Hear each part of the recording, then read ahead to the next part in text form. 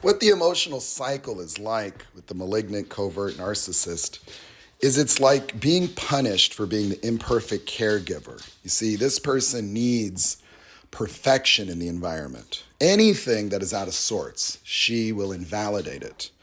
And so she becomes hostile, and then she needs a cathartic release from this experience. And that is through validation. But see, the problem is the validation dehumanizes the target.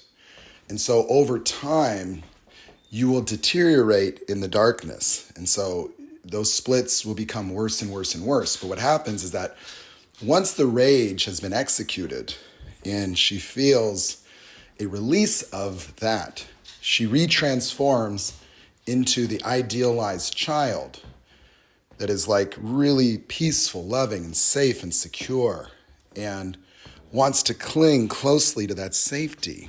And she'll feel beautiful. She'll feel angelic in your arms, and it'll be the highest level of connection that you could experience. And these moments are cherished, and you'll find them in the grocery store. You'll find them in the hotel, just her there with you in this enmeshed shared fantasy, this perfected world. And so it's sort of like putting on your fire suit and going to hell to rescue someone. And so, she kicks and screams and curses and fights and lashes and destroys, and then comes to her senses, almost like a werewolf waking up from a nightmare to discover blood everywhere. And then there is her soulmate. There is her perfect partner, and she feels deep sense of sadness and remorse. But you see, your crying, your pain is both the cathartic release for the justification of her punishment, so it validates her, but it also then creates the security, the safety, because you have been annihilated. You have been eliminated from risk. And so in those moments, the mind of the narcissist feels at ease. It's released from the rage, but it's also comforted by the humility, by the vulnerability, because they can empathize with your pain because they were traumatized, they were hurt. They can feel deep remorse and sadness for what they've done to their baby. The problem is that this cycle, each split accumulates beauty on one end, and so you develop a history that when you overcome another fight, she feels connected, more close, because her idealized state has all this evidence of your greatness, all this evidence of your love. Everything becomes illuminated in the blissful euphoria of the connection again. She'll be reminded of the moment she met you. She'll be reminded of why she fell in love with you. She'll be reminded of all the tenderness and all the love, and everything that you did will reemerge as part of her experience of the world, that she'll have a taste of heaven.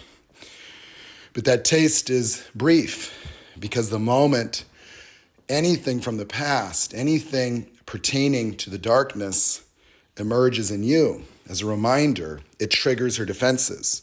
You become unperfect and safe. You become a betrayer.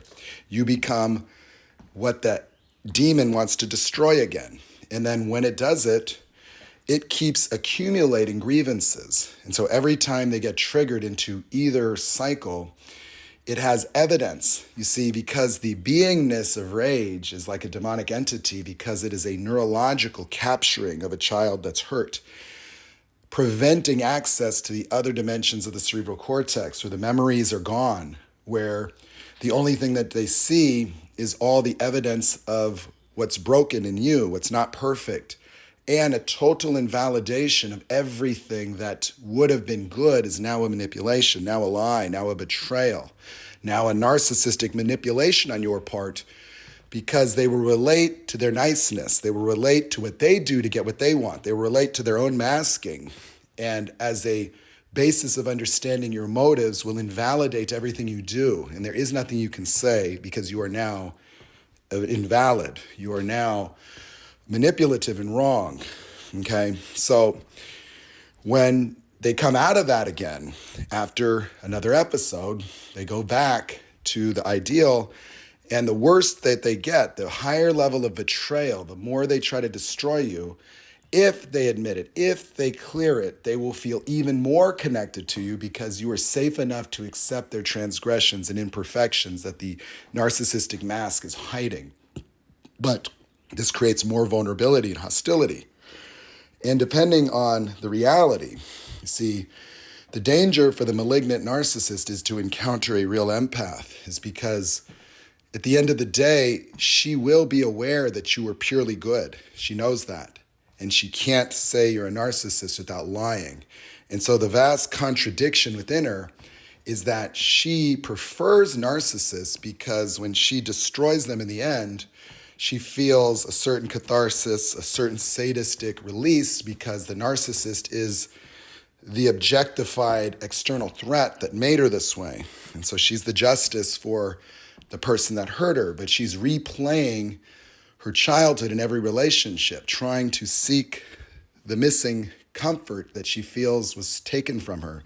But the emptiness is really a neurological emptiness based on the fight or flight, keeping her in a hypervigilant state of reduced environmental awareness and total subjective entrapment within a justification mechanism that merely tries to connect these emotions to reality through understanding and rumination, because it's an internal struggle between the polar dynamics of idealized love and security and a desire for deep connection and meaning, and the emptiness and the void of confusion and a derealization of one's state, because they idealize themselves to coexist but then violate that relationship. And they're looking for a way out. They're looking for an escape. And that escape will appear as validation, the slippery tongue of deception that will appeal to validating the accumulation of darkness. And so that is why they talk negatively about you to other people, is because they're trying to escape. They're trying to get a release from this without hurting you, but they end up poisoning other people towards you. And so it may not be that they're deliberately attempting to smear you, but they're trying to figure it out. They're trying to understand what's real because they cannot trust themselves, because their mind is fractured and they're in this state that there's always something wrong. And so this state of something wrong is a mutilated fight or flight positive feedback loop that is embedded in children from the hypervigilance that they experienced from being in an unstable, unsafe environment. And it ends up being a repetitive generational mind virus that this type of personality imparts in the children, because she will look at her child and feel punishment is required, because if she feels angry, she always objectifies an external source of this emotion without recognizing that she's just this way. And so the defensive masking is something that conceals the reality of the inner emotions that she has to hide. She had to suppress her emotions to not be vulnerable to manipulation, to not act out of perfection. So herself has to be perfect in order to not be abused. And so she needs her caregiver to be perfect, and she needs you to be perfect.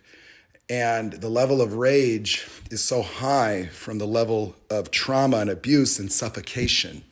And so the perfectionism requires self-suppression and suffocation that she objectively, believes is from you. And so the act of trying to maintain perfection by emulation and assimilation of the traits of another become the very basis of resentment and hostility, because it's a very difficult act to follow with all the inner emotions of turmoil brewing in an involuntary and accumulative manner that make it perceivably the case that she's being suppressed and she needs to stand up against her oppressor.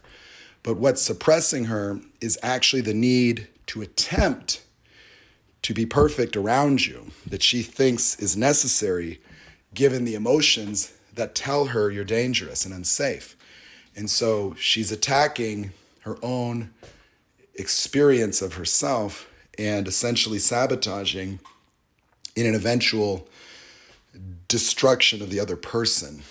And well, when they encounter someone like me, this can be a stimulant for a mortification when the contradiction